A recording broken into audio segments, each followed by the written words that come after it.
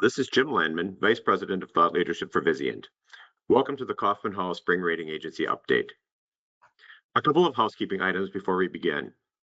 First, you may ask a question at any time during the webinar using the Q&A function on the webinar platform. We will respond to your question as time permits. And second, a recording of this webinar will be sent to everyone who registered within the next day or two. I'm happy to welcome back our panelists for today's webinar. Susie Desai is Senior Director and Healthcare Sector Leader at S&P Global Ratings. Kevin Holleran is Senior Director and Head of Not-for-Profit Healthcare at Fitch Ratings. And Dan Steingart is Associate Managing Director, U.S. Public Finance at Moody's Ratings. Today's webinar will be moderated by Robert Turner, a Managing Director and leader of Kaufman Hall's Treasury and Capital Markets practice, and Lisa Goldstein, also a Managing Director in the Treasury and Capital Markets practice. With that, I'll turn the webinar over to Robert. Thanks, Jim. Good morning. It's good to be with everybody again, and I want to thank our panelists for joining us. It's been 6 months since we did this in Chicago in live fashion at our Healthcare Leadership Conference, and a lot's happened. We have a new president who's moving quickly on a whole number of agenda items, and I think what we hope to gain today is perspectives from our panelists, and we hope that the audience will participate as well in the form of questions as we try to navigate what it feels like a whole lot of uncertainty. So we were talking shortly before the webinar started. It feels in a lot of ways like we're at a point of almost maximum uncertainty. There's been a lot of conjecture about what may transpire this year and next, and yet we have very little actual information to respond to at this point. And so with that, we're left trying to figure out what might happen. Obviously, none of us knows, right? But I think the goal for today is to try to begin to make sense of it and think through what might happen and how hospitals will respond. So with that, I'm going to turn it over to Lisa and we'll jump in. Thanks, Robert. Hi, everybody. Great to be here. Indeed, a lot to talk about. So let's start with our first topic, which is potential reductions in Medicaid funding. Dan, I'll ask you to kick off the topic. Certainly a lot to discuss. So the opening question is, what are you hearing from issuers on what the reductions may look like and how are they preparing for this? Right. Well, thank you. It's good to be here with everybody today.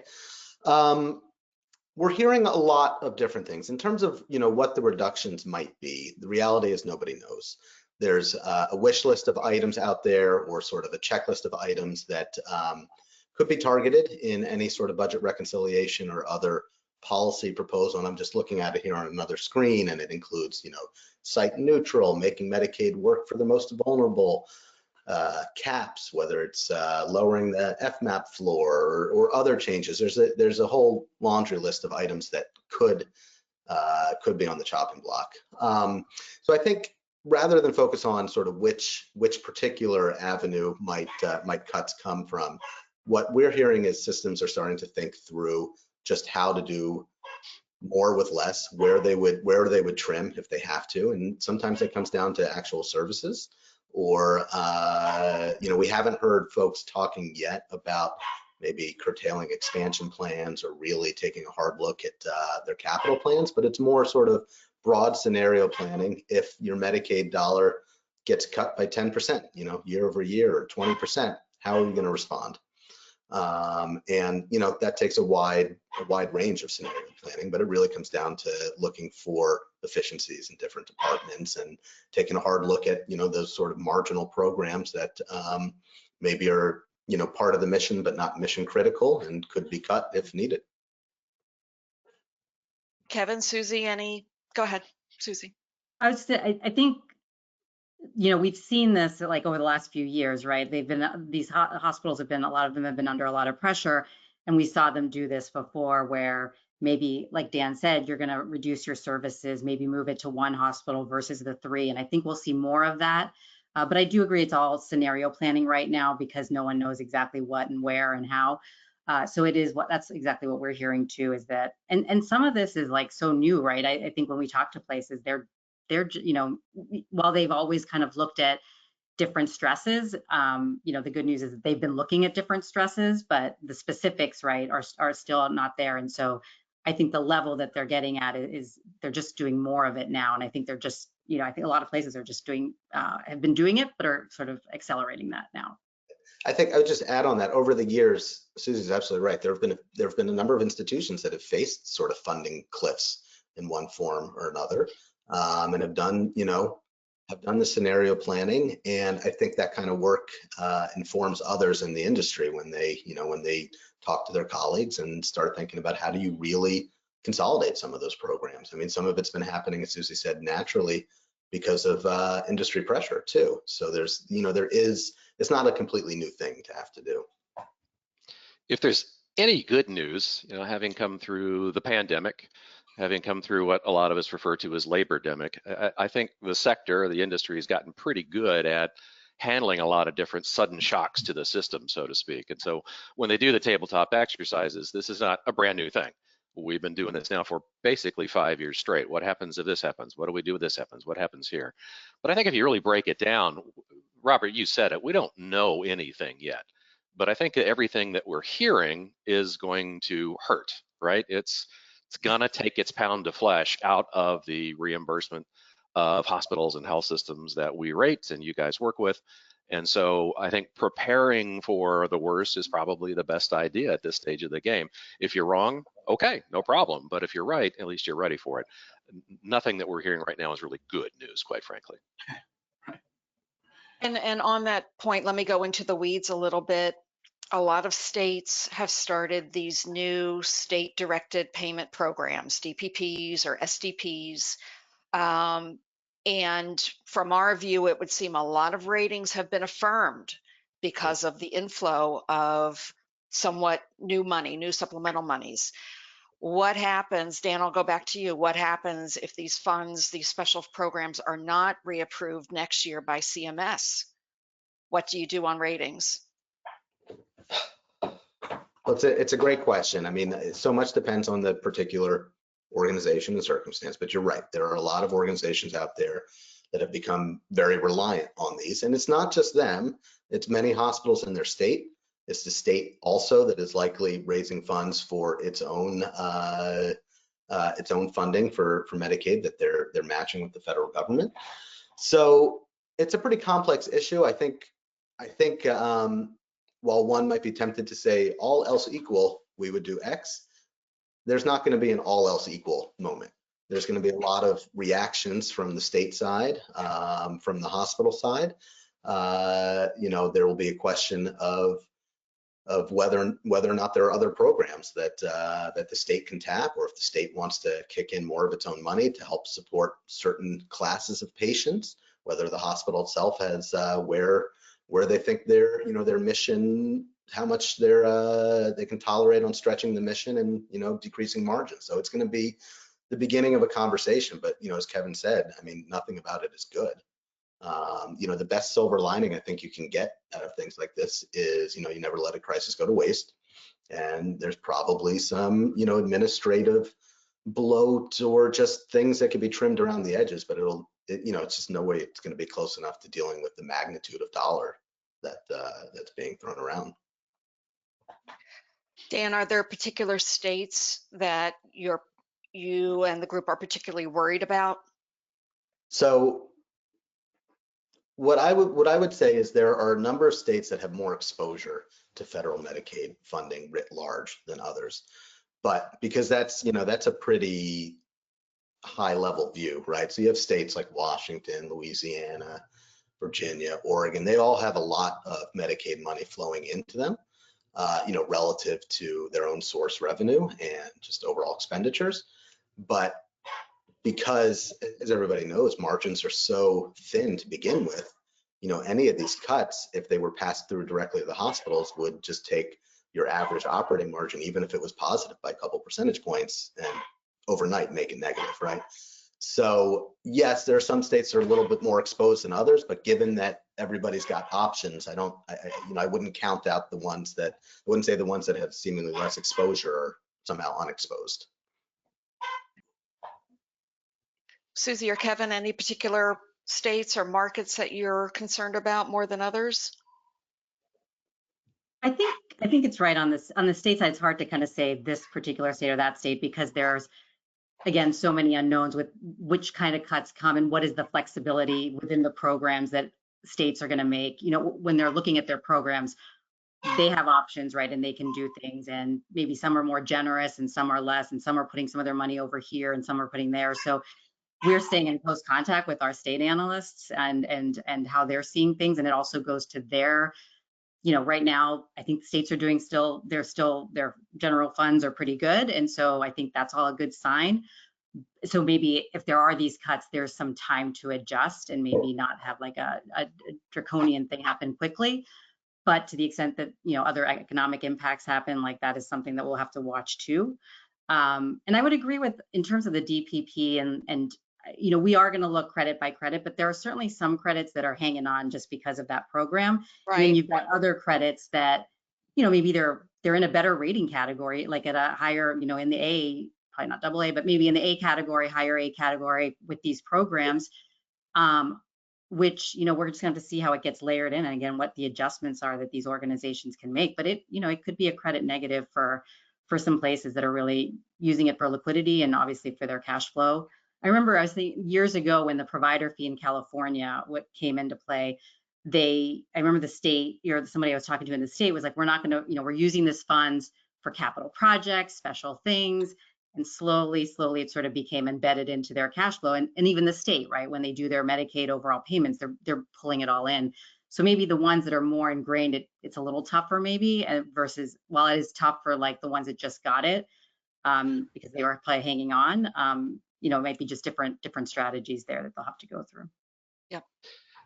The only thing I'd add is, you know, we talked about uncertainty, and I would submit to you that the level of uncertainty we're in right now, with what's coming out of Washington being very apolitical, right down the middle, just stating facts, the uncertainty reminds me of those early days of COVID. I mean, you guys remember what that was like. Hey, can I get a 3-year budget? No, I don't even know when I could do surgeries again. You know, and on a personal level, I don't know when my kids are going back to school. It was just very, very hard to plan and to move forward. And that uncertainty is, at least for us, already starting to creep into the ratings just a little bit. So recently we worked with Presbyterian Health Services in New Mexico, and one of the things that they're counting on for a good year next year is a directed payment program. And we said, it's been blessed, but will it actually be enacted and flow as expected? We're not sure. And so we ended up, you know, placing, partly because of that reason, placing a negative outlook on Presbyterian, who have obviously a lot of respect for. It's that uncertainty. Susie said, a lot of people are going to hang their profit on these plans. And if they don't show up sort of as expected and on time, it's going to have some rating impact. And to answer your question, Lisa, I don't think we're concerned like state by state. We're more credit by credit. That's kind of where we look. Let me, you brought up COVID, a great analogy, because there was great uncertainty. It was a virus we didn't even know how to pronounce, much less treat, right? And it just showed up. Here, though, it's a little different. We will know at some point what's coming out of Washington. Mm-hmm. And we will be able, issuers will be able to take pen to paper and say, this is the impact, X millions of dollars starting on this date. Because there will be some certainty once it's developed and passed, when do you take rating action knowing what's coming? Is it still case by case, or is it more of a portfolio approach? I'll jump in. I think anyone can answer this question. So I think all 3 rating agencies, I don't speak for my colleagues, but we're a little hesitant to have knee-jerk reactions and sort of put the whole sector on a negative outlook. But we have gone at Fitch pretty close to saying, look, any significant change to Medicaid, whether it's the program, whether, as Dan rattled through, changes to the FMAP, the structure of it, the funding mechanism of it, that could shift almost instantly us to putting the entire sector from a neutral or stable outlook to a negative outlook. And I often say that, you know, back in 2014, 2015, when we had Medicaid expansion, I was working for a different rating agency at the time, but upgrades outpaced downgrades about 2 to 1. And so you might expect on this low margin business that could shift again, and we might see downgrades outpacing upgrades. So I think there is a chance this time that we might have a kind of a sector-wide event in terms of putting the sector on negative outlook. I think we would. I think I think a big enough Medicaid could, have some impact our sector view. I think I think right now we're kind of going through our credits and starting to like look at them and seeing what's the payer mix, what's your special funding, what's the dish, what state are you in, what's your liquidity look like, what's your cash flow been looking like. So if these things come, and if they are big and dramatic and it sort of hits across, like, I think we, depending on how quickly it happens, and we did take, some credits during COVID we put them on a negative outlook, which had weak liquidity, some certain characteristics. So I could see a scenario that we might do something like that if we got enough clarity on sort of what the action was. But I don't think we would take rating actions until we had a chance to talk to folks and be able to, but it would have to be, it would really depend. Yeah. And I don't know who said it, but Robert, maybe you. It's a lot of this is going to end up in the courts. And so you've got uncertainty, and then there's a known, and then it's going to become uncertain again because it'll be back and forth in the court system. And so let's just say, pick something radical. We're canceling all Medicaid. It'll be in a lawsuit, and it'll last for years potentially. And so we'll be stuck in this no man's land. So what do we do with that? So it's a lot of uncertainty. It's going to continue, unfortunately. Right. I think one of the other things we're worried about is sort of the policy creep uncertainty in the background for the things that aren't necessarily legislatively driven, but are driven more by the administrators of different programs. And you were mentioning the DPP and anything that sort of requires approval. Even if approval isn't withheld, just slowing it down, gumming up the works can be pretty impactful. That's of course going to be a case-by-case issue, and we'll be reviewing those case by case. But unfortunately, there's a lot of mechanisms or vectors that this could come through. Okay. We have a writing question related to what we've been talking about. I'll read it, and just whoever would like to answer. It says, is it fair to say that Congress would be more comfortable targeting providers for cuts rather than enrollees? Any thoughts on that? It's like I have no idea where Congress's head is these days. Yeah. Things come out left and right, but that's a tough one. I mean, I think they both have, right? Like you have the lobby, you have your constituents there, but it's going to affect either one, right? Like that's the reality. I think it depends on the topic, right? Like it's easy to go after surprise billing. Nobody likes that. But, benefits, nobody wants their benefits touched either. So Right. Well, speaking of benefits, just kind of related to this topic, what happens if Congress decides not to extend federal subsidies to the exchanges? What happens to payer mix, access, et cetera? Dan, you want to start with that? Sure. I mean, I think on the margin, your payer mix weakens. There's going to be some people that drop off the exchanges or they buy down into a less generous plan, generous from, the standpoint for providers. I think on the margins, it's not great. I don't think it leads to a real major overall impact. I mean, there's record enrollment. I don't. Somebody might know the numbers off the top of their head, but I think we're over 20 million nationally, and maybe it goes down, and maybe we're at 19 or 20 million, but it'll be pretty widely spread. And I think any individual provider should be able to absorb that. I think Dan's right on this. I think this is one of those few things that while we don't know, I would put this in the column of check it off as probably a certainty that the federal subsidies are going to go away. It just seems like there's no way we'll be able to figure out a way around it. But I also agree with Dan too. I don't think you'll ever read, the downgrade's a direct reflection of the federal subsidies going away on the exchanges or anything like that. It falls into the category of death by 1,000 cuts. It's just not going to help, right? Right.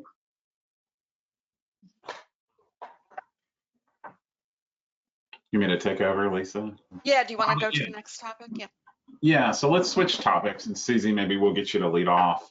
We wanted to talk a little bit about sort of the lack of, or the loss of tax-exempt status, or rather the ability to issue tax-exempt debt for private activity bonds, i.e. hospitals in particular. I'd be curious to know if you've done any thinking. It sounds like you've already begun sort of trolling through the portfolio to look at the impact of various scenarios. Have you done any modeling on what you think the impact would be for hospitals if they've got a fund in the taxable market instead of issuing tax-exempt debt? Yeah, I mean, I think it's going to be, we think it's going to be obviously different for different credits and the impact there. It's certainly, again, one of those, it's a negative, right, overall, not being able to access the tax exempt market. We have a lot of big credits that do taxable debt, and maybe they feel the pinch a little bit less. We have other ones that are smaller and can't access that. So that would be where you'd start to kind of, figure out, do they delay their projects? Do they just take on, are they able to somehow access some taxable debt? Do they go to bank loans? Although we've heard that the bank loans probably aren't going to be enough, that won't be enough there to be able to, serve everything that's needed. So I think we're kind of thinking, we're asking the question, if that does come around, what happens? Like, we do expect, that there would probably be that focus on leases, maybe a little bit more, monetization of assets, looking at philanthropy a bit more. I think those credits that maybe have stronger cash flow and reserves, obviously, can maybe fund a little bit more out of their own pocket. Those that don't, right, they're so kind of looking at different cuts of it across the board. So I think there are a lot of different pieces to this if it were to go through. We have seen some acceleration of some debt kind of happening right now just to get ahead of this, just in case. But that sort of, fills you for now. But of course, if it goes away, we'll have to deal with it for a few years to come. So those are kind of the way what we're thinking about is what other options do you have? Is it cash flow? Is it philanthropy? Is it your reserves? And then, the other question of like, does this force you into more joint ventures or M&A types of things, which we can talk about, because you can't access it alone, and maybe those standalone providers, this isn't tenable to kind of have going forward. So. Yeah, and just to be clear, when you say acceleration, you're talking about going to market sooner, right? Yeah. To sort of front run any changes, right? Okay, good. Just making sure. Always perk up when we not acceleration of debt that you have. I'm not saying that. No. So. That's not happening. Kevin, Dan, anything you'd chime in with? I agree with everything Susie said. I look at this one and I take a step back, and it's, if you strip away tax exempt status from healthcare providers that are out there, that's a sea change in the United States of our delivery of healthcare. If I'm going to get taxed, and if I don't have this advantage for tax exempt debt, every hospital starts to operate maybe just a little bit more like a for-profit. And who does that most likely hurt? The most vulnerable of society right now. And so this is not a quick fix money thing that doesn't have serious ramifications, all throughout society, I think. And so I agree with everything Susie said from a rating standpoint, but I still have a hard time wrapping my brain around what societally this is going to mean. And then there could be an interesting dynamic too. If you're just targeting like the 501c3s and not the PJPs who get their taxes and stuff to the church, then there's an unlevel playing field kind of a thing. So there's a lot of devils in this details, and like I say, big hammer with a lot of repercussions on it.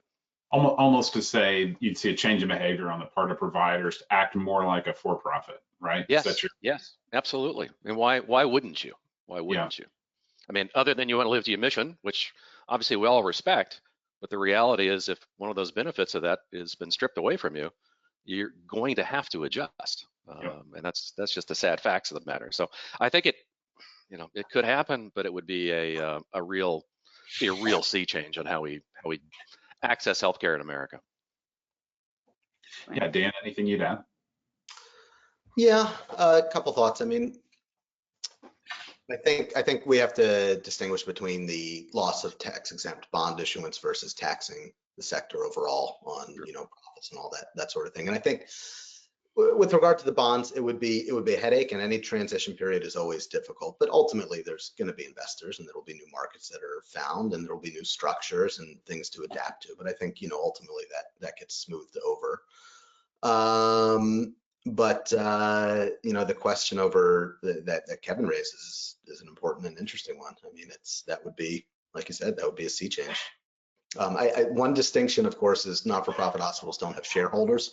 So there would still be the ability to think long-term and, not, although quarterly results are important, I don't want anybody's takeaway to be that Moody's doesn't think quarterly results are important. That the ability to think multiple years in advance and, think ahead several quarters is a real strategic advantage for the entire sector. Yeah. Susie, you touched.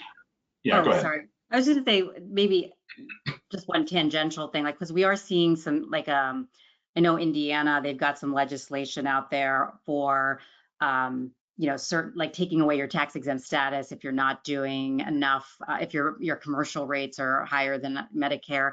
So there are some state issues too on the tax exempt status side. I know we're talking about tax exempt bonds, but there does seem to be this focus more broadly, even at the state level, on some of these things. Oh yeah. No, I don't think it's not a risk, but what's happening in Indiana is really interesting, right? And states over the years have tried to do different things, whether it's around taxation or creating their own insurance mandates or other things that they haven't all succeeded, but doesn't mean this one. Susie, you sort of brought up the impact of this on potential consolidation, and this is probably a question maybe more broadly for the day. You see a lot of uncertainty that portends for some real pressure on margins and maybe limiting access to capital, et cetera. Does this increase consolidation? Probably so, right? But what are you thinking about in those terms? Are you hearing anything from the FTC about this? Maybe just talk a little bit about that. Yeah, we do think it could spur more consolidation. Lots of things probably could spur more consolidation of depending on what happens over the next several months or the year.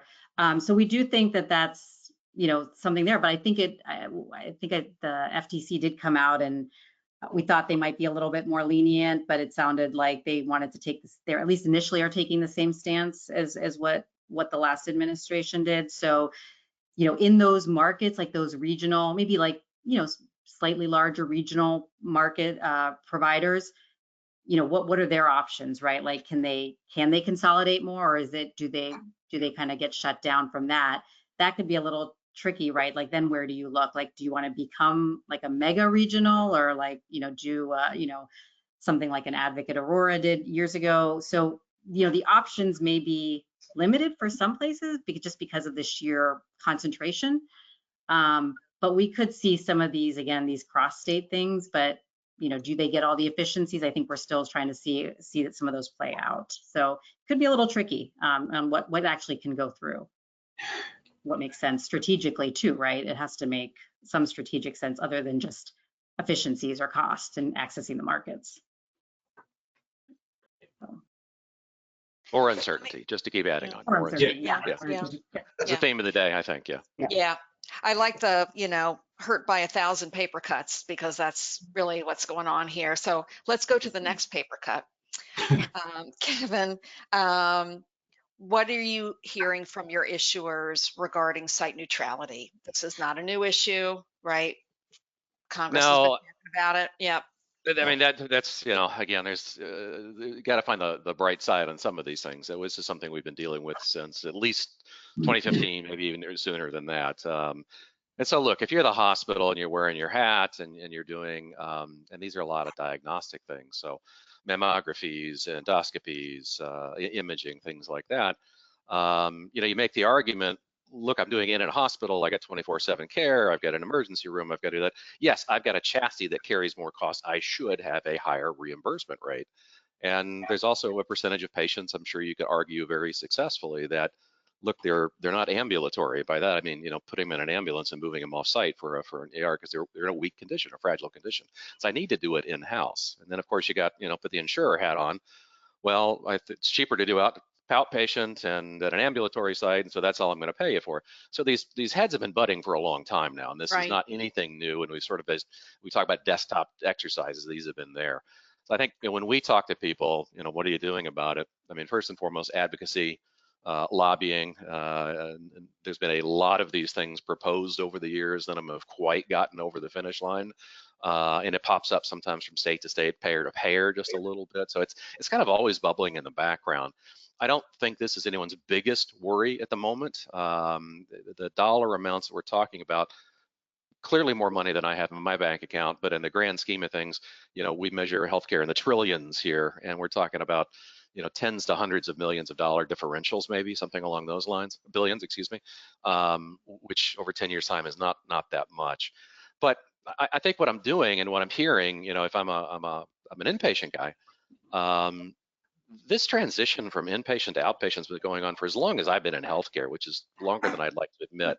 So building ambulatory, building outpatient, building those diagnostic tools, and maybe I ultimately end up taking a lower rate for it. Half a loaf is better than none. But I think that's just something we've been doing, automatically, even disregarding site neutrality payments. And then the second thing I've been hearing lately, and I'm sure my colleagues have as well too, is access. So the volumes are back, and they're really strong right now. And if you call up and you try to get an appointment for a specialty or something like that, I mean, wait times are in the weeks to low months kind of a thing. And we'd like to be able to turn that around into 5 days or something along those lines.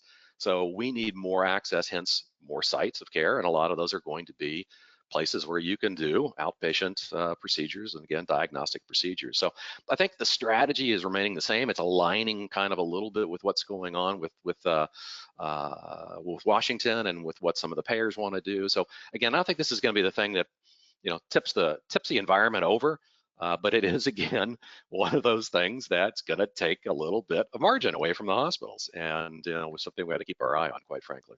It's also, if I could just add on to that, I would think of it as like part of the continuum of transition. I mean, as you said, care is moving more and more outpatient, which has been true for a long time and will continue to be true. And the hospitals will become that much more like an ICU, right? The entire hospital itself versus more and more care being done on an outpatient basis. But let's take a step back and recognize that's great for society. That's great for patients. The more care that can be delivered closer to home, even care in the home. So we're in that transition point, and at some point the payment system will have to update to reflect that all this care is being provided outside of the hospital. But it will be ultimately manageable if it's done, on a phased-in basis. I mean, we're hearing systems now talk about it when they review ambulatory plans with us. They've got a 3 or a 5 year plan, as Kevin was saying, blanket the service area with access, increase access. But they're also starting to talk about it in the context of site neutrality. My sense is it's a bigger part of the conversation right now than it was a few years ago. But echoing Kevin's points, this is an ongoing conversation. I think of the things we've been discussing, I think this is the most manageable one, just because it's had such a long lead time for us, and it's been fitting in with our overall access strategy. I mean, overall, I'm not doing it myself, obviously, but the health systems are, and it kind of goes hand in glove, quite frankly. Right. And people have been wrestling with it for a long time. All this other stuff, Medicaid, like it's new, it's shocking. It's like, how do we react? There's a playbook. Yep. Absolutely. Yeah, that's what people kind of know it's coming, know that this transition's happening. We have not heard credits that are turning away from, shying away from the strategy in any way. Okay, so it's still, part of the, yes. In the playbook, absolutely, yeah. Okay. Somewhat related, Kevin, let me ask you, Medicare Advantage. I think we're now up to 54% enrollment of seniors into various plans. What are you hearing out there from your rated portfolio on MA strategies, given denials, pre-auths, et cetera? Yeah, honestly, if I talk to 100 people about MA plans, 95 to 99 are going to come out and say, I don't like them, this being, the hospital side of things, for the reasons you sort of, talked about. So you take your payment, and basically it goes to a for-profit company. They need their profit out of it, which just a priori means there's less money to go around. And where is the less money not going to? It's not going to the hospitals and the health systems right now, with delays, denies, and just fighting the legalities of the whole. Is it covered? Is it not covered? Sort of a thing. So I would say that the two things we hear, well, three things: frustration, bordering on violence, kind of thing. The second one is termination is not an uncommon thing, quite frankly. And I've even heard, look, as we renegotiate that, because we want to be a part of this, it's clearly a popular product, by the way. We'll do it, but we have to write into the contract that you've got to adhere to certain things: prompt payments, clean claims, all of that stuff. If I can create a clean bill, we all agree this is a clean bill and I can drop it in 5 days, I should get paid in 5 days or something along those lines. And if you don't adhere to this, then my remedies are very significant and severe. So working as much as you can within the system to minimize the pain and the payment delays that are coming through there. But I expect you'll see not only more growth in Medicare Advantage, I also expect you'll see more people terming out of Medicare Advantage. If anyone takes care of elderly folks at all and you go watch them, the advertising for Medicare Advantage is really good. And if you're watching CNN or Fox News or something like that, if I spend an hour and a half with my dad, I've seen 10 Medicare Advantage plan commercials, and he looks at me every time and says, "Why don't we join that?" I'm like, we're not going to do that, Dad. So they're good, they're hooking people in, but our side of the house doesn't care for them too much. Really don't hear a lot good, quite frankly. And the other thing we're hearing too, I think all the same things that Kevin just said, in addition, is like being more strategic about who you partner with on the Medicare Advantage side. So I think goes to the termination and sort of focusing energies in one or two or three areas versus sort of spreading it out. So that's another thing that we've been hearing. And the other thing I think we have seen, right, where there's some health systems that have terminated, and I think their market position, who they are, sort of helped to kind of make sure that those patients still took a product or took a plan that would still give them access to that hospital. So we have seen that market position certainly helps in those, in those decision making, and then sort of on the back end of that. Susie, can you take us inside rating committee? When a committee is looking at a hospital or a health system that has gone to termination notice or terminating, let's say it's a commercial plan, not even Medicare Advantage, how is that viewed? This was a question that came up on our last virtual webinar, and we continue to see, articles about going to termination. How does the committee respond? I mean, we would probably want to see what, again, I think we want to see the analysis that's been done. Like how many folks are in this plan? How many folks are, patients of yours? Kind of what are the assumptions that you've made if they all leave, and how are you going to backfill?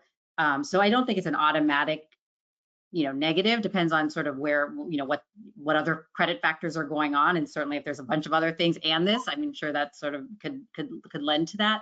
But by itself, we kind of want to see what the analysis has been, what the organization's expecting, who they are in the market. Does this make sense that, so it is like we want to hear the plan, and we want to understand like what the financial impact would be of that if X percent are gone, and what that range might look like, and sort of what the offsets are that you're going to manage through on that. So it's not an automatic, but certainly we want to have a little conversation around that for the committee.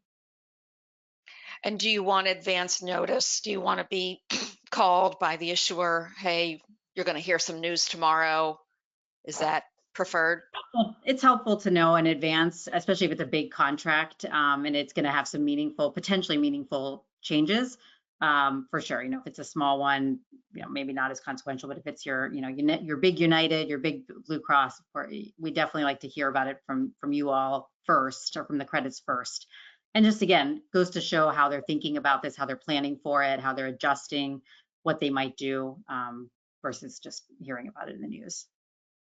And if you go back in time, Lisa, when we would talk to people about negotiations with payers, you would frequently hear the phrase 10, 15 years ago, they have all the data, they have all the information, meaning the insurers, and we don't have it. But now they've got it. It's a much more equal playing field, I think, when there's negotiation. Still not perfect by any means. And I think to Susie's point, they can walk in and say, here's my list of patients with you. I'm making up stuff now, 22% on every one of your patients. I can't make it up on volume. So I think it's okay to terminate that. And I think we as a society and rating agency groups, say, that makes sense to us. I mean, you just don't keep losing money if it's not going to turn around for you. So I would say 15 years ago in a rating committee, it was like, oh, that's an instant negative. We don't like to see that. Now, if you make the case, I think as Susie said, again, with the data, it's not an instant negative. Quite frankly, it could be applauded to make sure you're not losing money off those contracts. Dan, anything to add or? No, I think those are all good points. Okay. So question to the group, is cash the ultimate mitigant here? Dan, you're nodding. We'll go with Sure. you. I mean, cash is the ultimate mitigant to almost everything. But no, in all seriousness, I mean, in these types of situations, Susie was going through, we want to see their analysis. I mean, part of it's the scenario planning too. So, one of my first questions is going to be how much cash do you have, but do you have lines of credit? How long are you willing to go to the mat for on this? I mean, I'm going to want to understand the strategy. So I think that would be kind of the big thing that I'd be focused on. And, quite frankly, if a provider had only 70 days cash on hand, I'd be shocked to see them do something like this, right? So I think the only folks that are going to do it are going to have sufficient liquidity and are going to recognize that this is going to be challenging, but there's a goal here. Let's switch gears. Kevin, come back to you, and here's the topic. It's tariffs. You may have read a little bit about this in the news. I guess we're just, curious. Are you seeing a change in behavior? What are you seeing as hospitals prepare for this? Yeah, so I mean, clearly we're going to be ordering far less maple syrup and hockey sticks from Canada. That's going to happen instantaneously. Just for fun this morning, I Googled what are the most commonly imported medical devices and products. And I just rattle off the top 5. Diagnostic imaging equipment, so MRI, CTs, things like that. Surgical instruments, orthopedic and prosthetic devices, cardiovascular devices, pacers and stents, disposable medical supplies, gloves, syringes, and Band-Aids. Just stuff we don't need, right, to do our daily job, sort of a thing. So clearly, as the cost and the price of those go up as we import it, whether we get it from Mexico, Canada, or further abroad, that falls into that thing that I've referred to as the 75-75 conundrum. My expenses go up. I have no ability or way to pass it on to anybody else. I have to eat it, absorb it, and figure out how to get a little bit leaner. I think what we're hearing, again, a couple of things, still lots of lobbying going on, lots of advocacy work that's going on, a little bit of stockpiling. I think you hear a little bit of that taking place, particularly for those things that you just absolutely need, which a lot of the stuff I just rattled off is you absolutely need. And you also hear a little bit of that, I want multiple vendors and I want them to compete on my business, sort of a thing. Sharpen the pencil a little bit more. And if somebody can't help me and they're in Canada, and I don't mean to pick on Canada, I love Canada, and I've got one in the U.S. At some point, does the tariff really change? I buy more from the U.S. and I can absorb that hit a little bit better. So I think you're seeing desktop table exercises with this and a lot of exploring with the vendors, a little bit of a stockpiling kind of an idea here.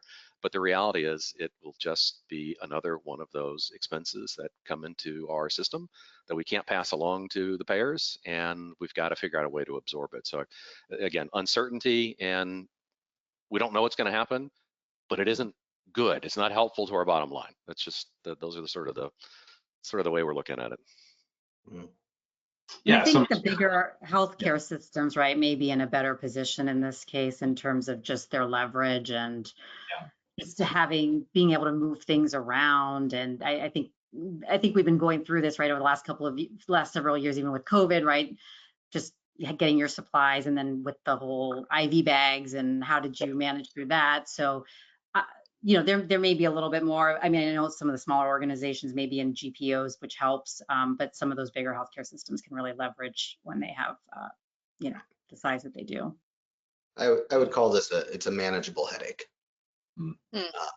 I'd also note, Kevin, you can get maple syrup from Vermont, and it's pretty good. That's true too. That's true too.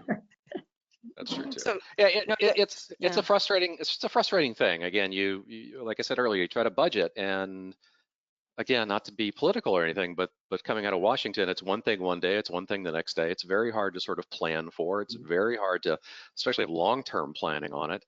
but it is going to probably hit your bottom line. And can we manage through it? I think so. I don't think, again, you're going to see, the headline of an article saying we downgraded X, Y, and Z because of tariffs. But is it in the mix? Is it another factor? Does it play its part? Yeah, probably. It reminds me, it's a little bit of, we're all in this brave new world of climate change and different things that are happening that were, previously unexpected. So you look at what happened with the Baxter plant outside of Asheville a few months ago, and that, that caused real challenges for providing care for a couple of weeks afterwards. And it's not dissimilar, right? Ultimately, you do need to have some diversification in your supply.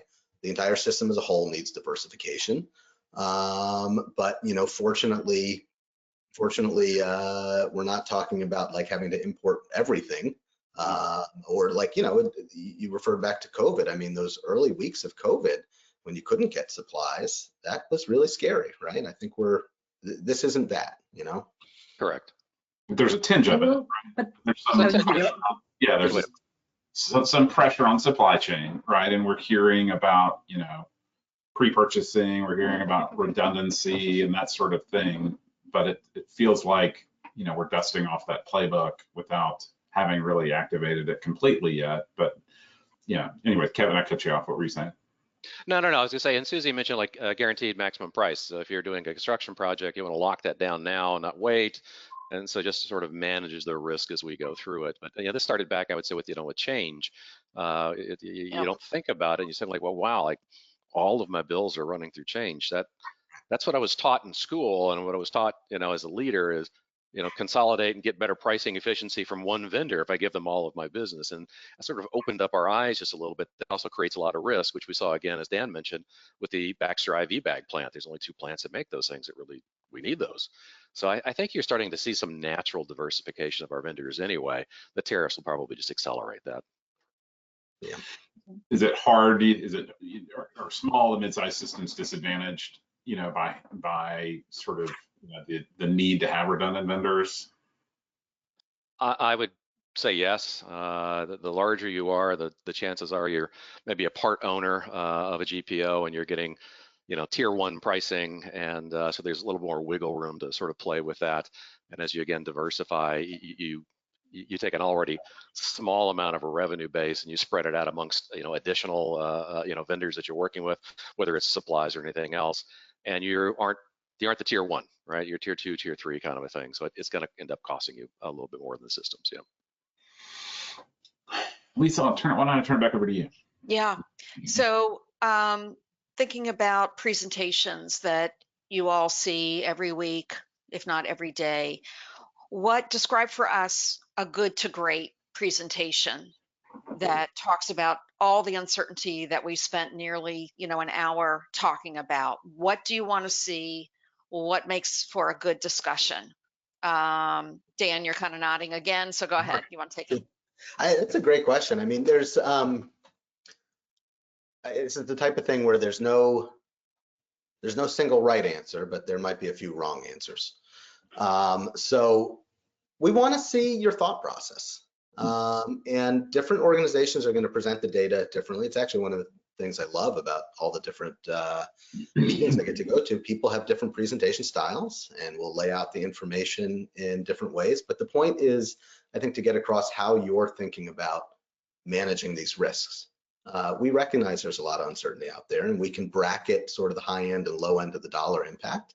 And it's helpful to see you do that and sort of weight the different scenario outcomes by, your own probability, what you think is likely to happen.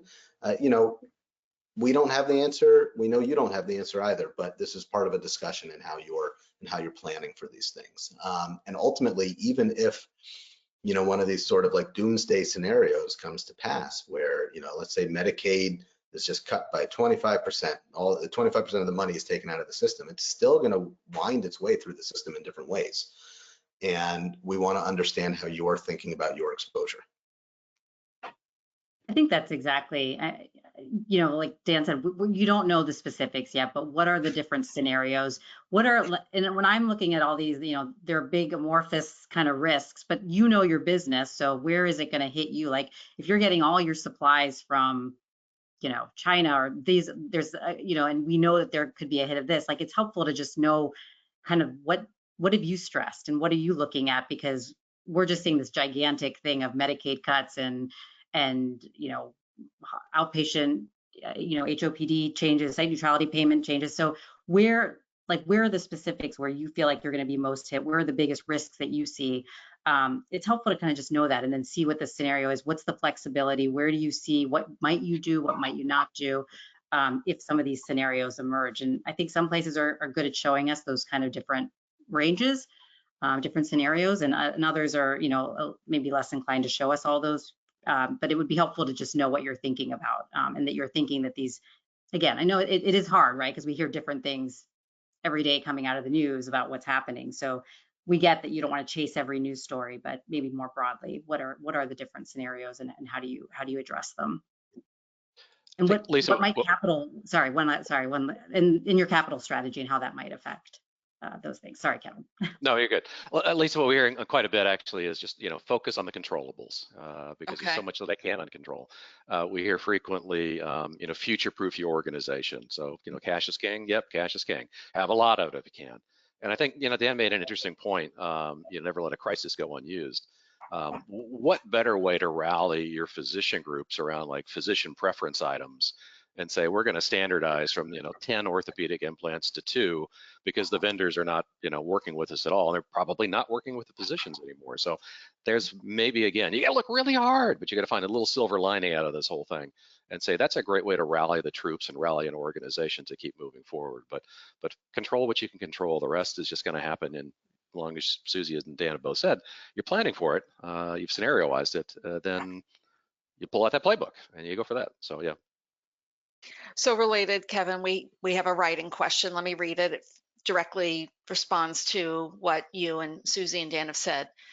And it says, do rating agencies expect to deliver any leniency on operating margin or EBITDA expectations at this time, given all of the recent uncertainty in future outlook with the new administration?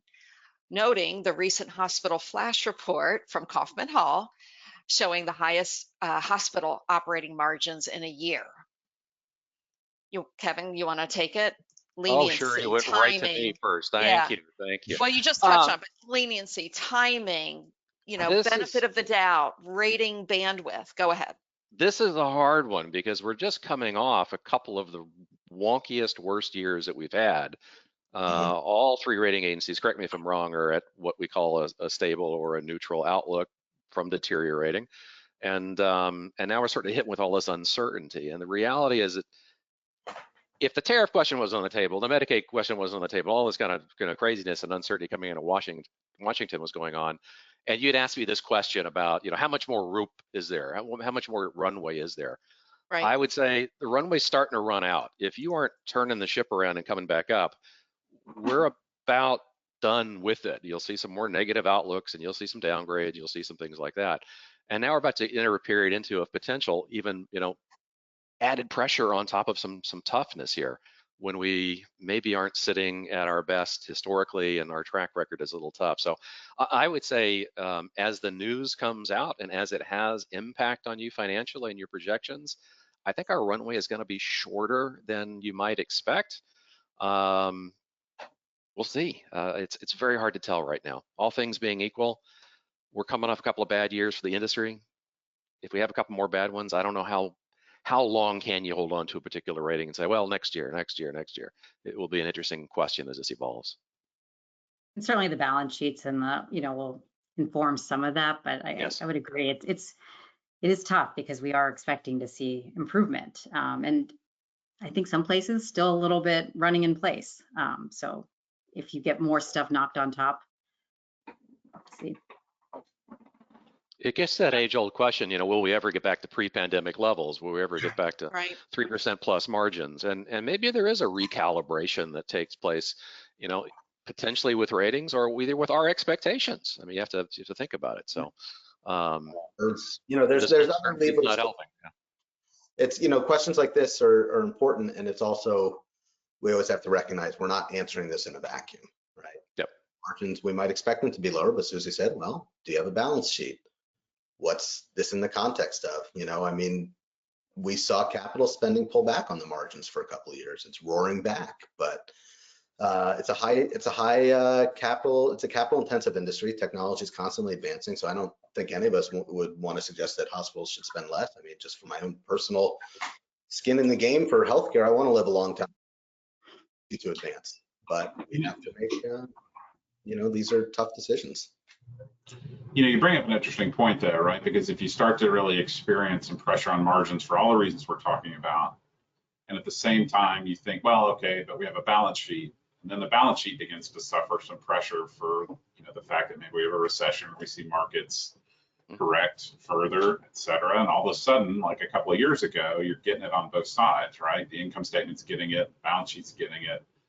You know, does that start to accelerate a little bit more of our rating pressure? I guess, you know, is that a scenario you're thinking about? It does. I'll just tell you, this comes up all the time, quite frankly, in committee is, you know, you take a hospital maybe in a competitive market and they feel a strategic need to spend more than somebody else and, you know, just in a less competitive market, or it's the markets where that market is in its sort of capital spending and competitive cycle. So yeah, ratings can suffer during those periods. You know, there's sort of like the organization's natural rating, and then there's all this stress happening around them, causing higher capital spending, lower margins, maybe weaken the balance sheet. So I think that could, you know, lead their rating to maybe diverge from where you might think it otherwise would be for a period of time. And then, you know, this is where the devil's in the details, right? There's, we've seen plenty of organizations do that for a period of time, stress themselves, stretch themselves, and then they come back. And others, yeah, go ahead. Yeah, no, just, I mean, it's part of the organization's life cycle. I mean, we have tolerance for increasing leverage for a period of time or in pursuit of a, you know, important strategic aim. And it might be reflected in a notch downgrade from where you were previously, but it might also just be reflected in, you know, us saying you're really at the low end of your rating band right now. But if you succeed and you pull all this off, you'll be in a much better place, and, you know, the rating will hold. We try to rate through the cycle in those cases. So it's just that, you know, that tension, where do you draw the line? Robert, you bring up a good point though, and Susie mentioned it. We expect, you know, 2024 to build on some of the gains we made in 2023.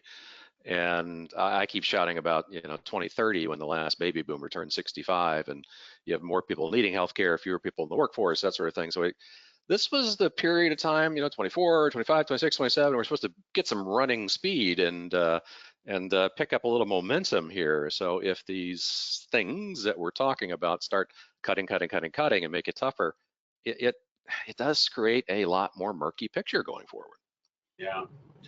Well, so, you know, with that being the case, we're sort of near the end of our time together, and I would like to thank our panelists again for your willingness to participate in this with us. Feel a little bit of sort of tinge of sort of PTSD from COVID sort of floating around this conversation.